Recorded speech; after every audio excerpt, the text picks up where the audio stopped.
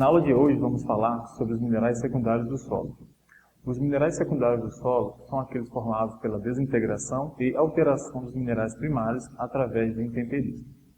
Nesse processo, existe a formação de novos minerais, normalmente de tamanho menor e mais ajustado às novas condições de equilíbrio, que são bem diferentes daquelas da formação das rochas. Para compreendermos melhor a participação dos minerais secundários no solo, vamos falar dos tamanhos das frações pela qual ele é formado. O solo é composto por 3 diferentes tamanhos de partículas. Uma fração mais grossa, que chamamos de areia, uma de tamanho intermediário, que chamamos de silt, e uma fração muito fina, que iremos denominar de argila.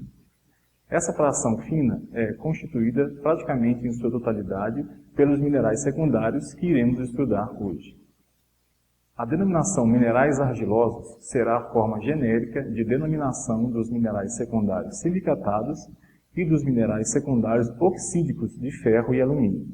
Assim, iremos estudar esses 2 grupos de minerais secundários, sendo eles os minerais argilosos silicatados, que são essencialmente silicatos de alumínio. Dentre os principais exemplos desses minerais, iremos falar sobre a caulinita, montemurlonita e vermiculita. Um segundo grupo também de grande importância são os minerais argilosos oxídicos de ferro e alumínio. Estes ocorrem em formas cristalinas ou amorfa, sendo as formas cristalinas representadas principalmente pela goetita, hematita e gibsita. Com isso, a fração argila dos solos apresenta grande importância por ser a fração ativa do solo e que participa de praticamente todas as reações físico-químicas que ocorrem no solo. Para entendermos melhor a formação dos minerais argilosos silicatados, é preciso conhecer um pouco de sua estrutura. Uma de suas 2 unidades básicas é o tetraedro de silício. Este é formado pela ligação de um átomo de silício com 4 átomos de oxigênio. Assim, quando várias dessas unidades se ligam entre si, ocorre a formação da lâmina tetraédrica. Esta lâmina é simbolizada nesta aula pela forma geométrica de um trapézio. A segunda unidade básica é o octaedro de alumínio.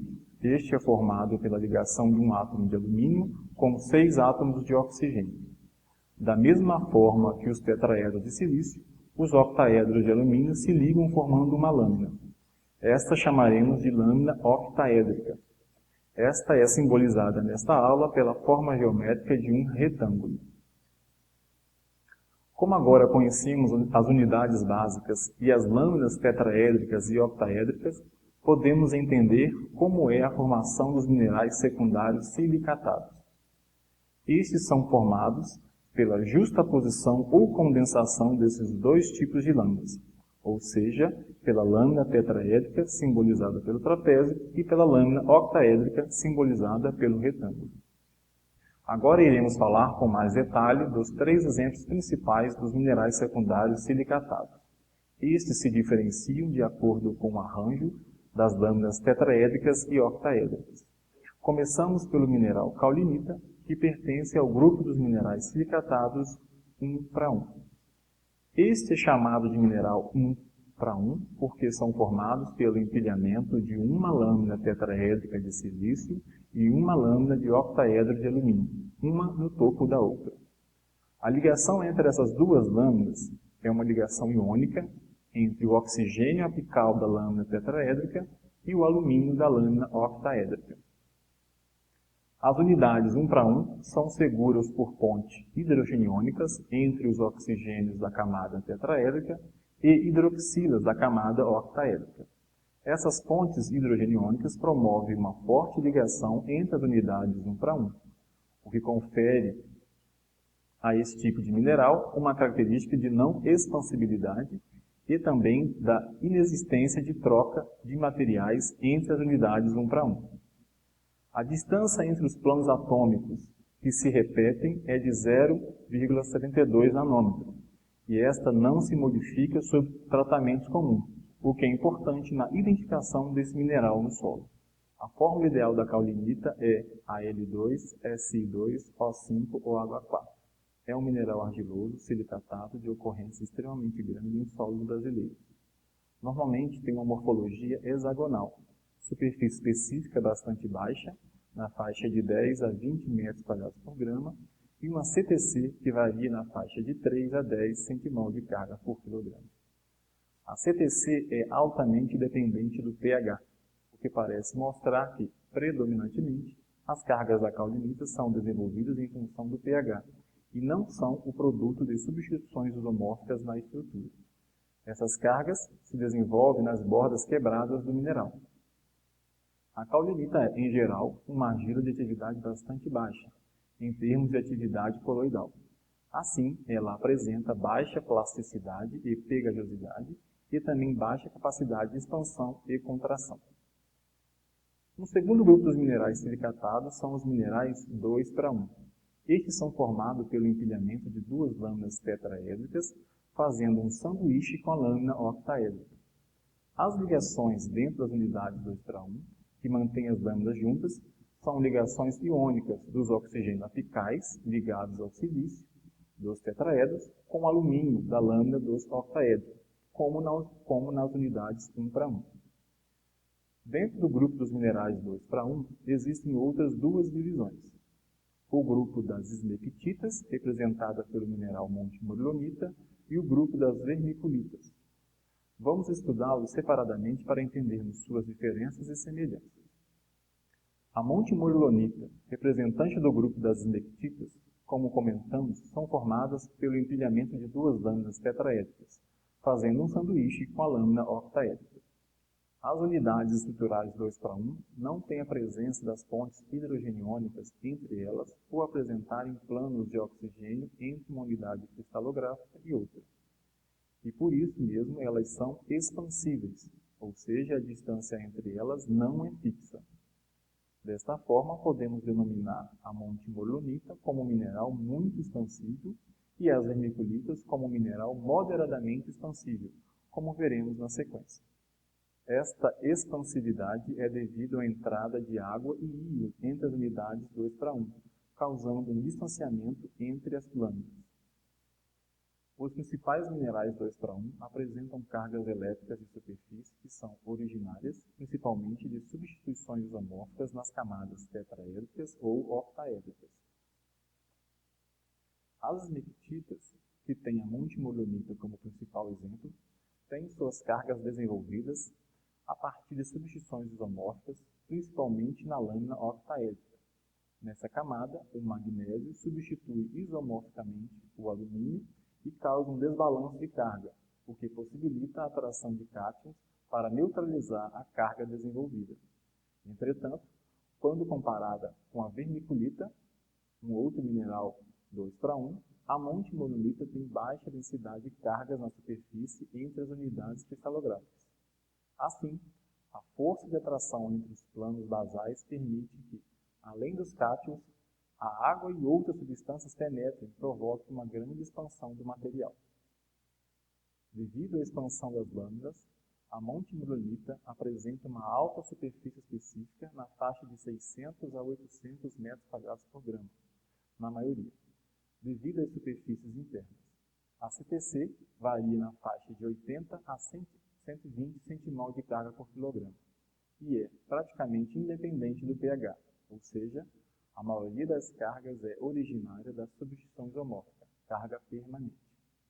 Por essas características, a monte-morilonita é uma argila de atividade alta, apresentando alta plasticidade e pegajosidade e uma capacidade muito grande de expansão e contração, o que provoca muitas rachaduras no solo quando seco.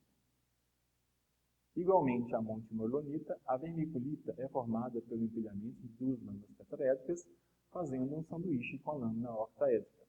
Dessa formação denominamos de mineral 2 para 1.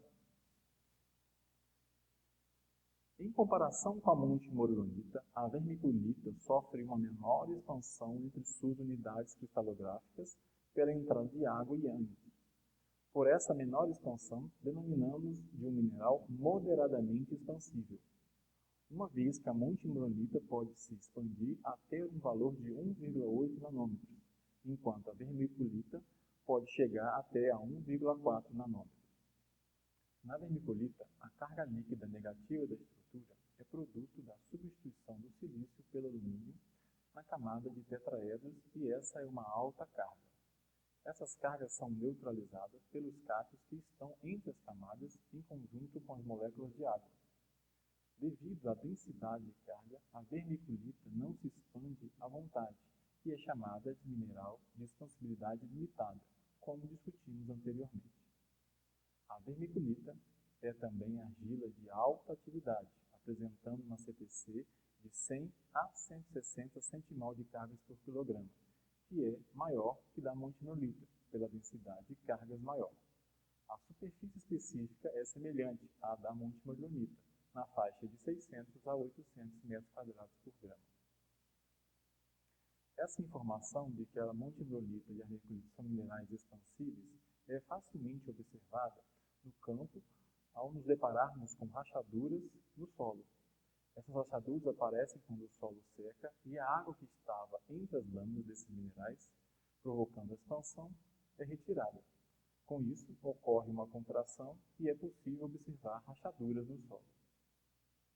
Após detalharmos os minerais secundários silicatados, a caulinita, a montimolionita e a vermiculita, vamos agora estudar os minerais secundários oxídicos de ferro e alumínio. Esses óxidos de ferro e alumínio são minerais secundários de importância muito significativa nos solos de regiões tropicais em geral e dos solos brasileiros em particular. A presença desses na fração argila dos solos é quase obrigatória e sua influência nas propriedades dos solos é muito sentida. Assim, os principais minerais oxídicos de ferro e alumínio que iremos aprender serão a hematita, a goethita e a gibsita.